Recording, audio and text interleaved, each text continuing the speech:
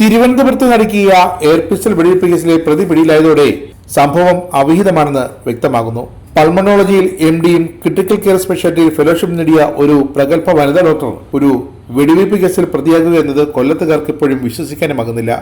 National health mission ഉദ്യോഗസ്ഥ ഷിനിയെ air pistol കൊണ്ട് വെടിവെച്ച് പരിക്കേൽപ്പിച്ച കേസിൽ പ്രതിയായ ഡോക്ടർ ദീപ്തി മോൾ ജോസ് പോലീസിനോട് വെളിപ്പെടുത്തിയത് സിനിയുടെ ഭർത്താവുമായുള്ള വഴിവിട്ട ബന്ധമാണ് ഇതൊക്കെ തന്നെ കൊണ്ട് ചെയ്യിച്ചതെന്നാണ്. ദീപ്തി വെടിവെയ്പ്പ് നടത്തിയത് 6 മാസത്തെ തയ്യാറെടുപ്പിനൊടുവിലാണ്. യൂട്യൂബ് നോക്കിയാണ് എല്ലാം പഠിച്ചത്. എയർ പിസ്റ്റൾ വാങ്ങുകയും ചെയ്തു.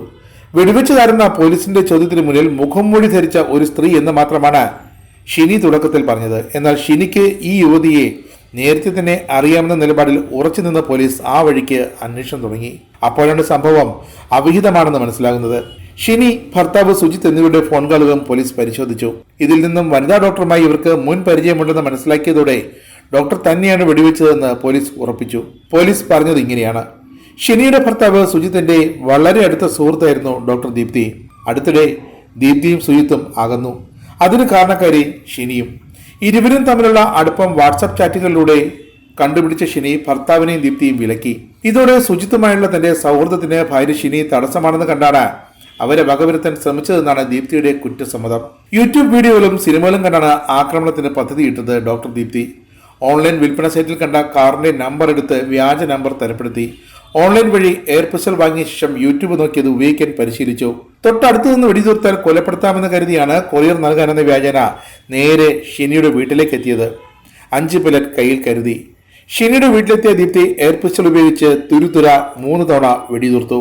ആക്രമണം ചെറുക്കുന്നതിനിടെ 3ാമത്തെ പെല്ലറ്റ് ഷിനിയുടെ വലത് കൈകളിൽ തുളച്ചു കയറി രക്തം ചീറ്റി. ഇതോടെ ഡോക്ടർ ദീപ്തി പതറുകയും ലക്ഷ്യം ഉപേക്ഷിച്ച് കടന്നു കളയുമായിരുന്നെന്ന് പോലീസ് പറയുന്നു. നിർണായകമായത് നിരീക്ഷണ ക്യാമറയിലെ ദൃശ്യങ്ങൾ, സൈബർ സെല്ലിൽ ലഭിച്ച വിവരങ്ങൾ, പിന്നെ ആ കാർ കേന്ദ്രീകരിച്ച അന്വേഷണവും.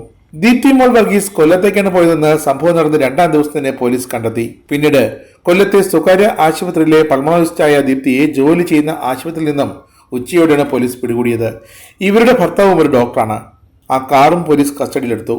സുജിത്തിന്റെ വീട് നേരത്തെ തന്നെ അറിയാമായിരുന്ന ദീപ്തി മാസങ്ങൾക്ക് മുമ്പ് പലതവണ ഇവിടെ എത്തി വീടും പരിസരവും നിരീക്ഷിച്ചു. വീട്ടിൽ പതിവായി കൊറിയർ വരുന്നുണ്ടെന്ന് മനസ്സിലാക്കിയത് ഇങ്ങനെയാണ്: NHM ഉദ്യോഗസ്ഥയായ ഷിനി വീട്ടിലുള്ള ഞായറാഴ്ചയാണ് ആക്രമണത്തിന് തിരഞ്ഞെടുത്തത്.